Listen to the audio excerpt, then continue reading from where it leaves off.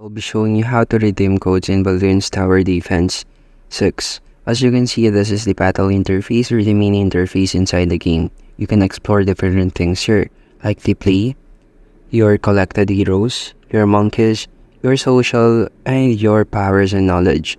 Well, let's get back to our main topic on how you can redeem these codes.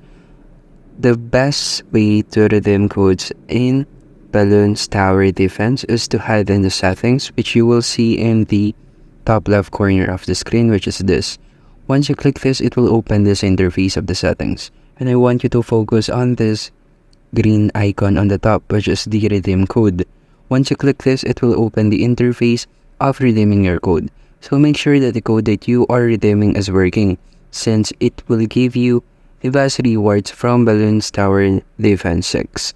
So just input it here, and once done, just click the redeem button, which is in the green tone. And that's how you can redeem codes in Bloons Tower Defense, and thank you for listening.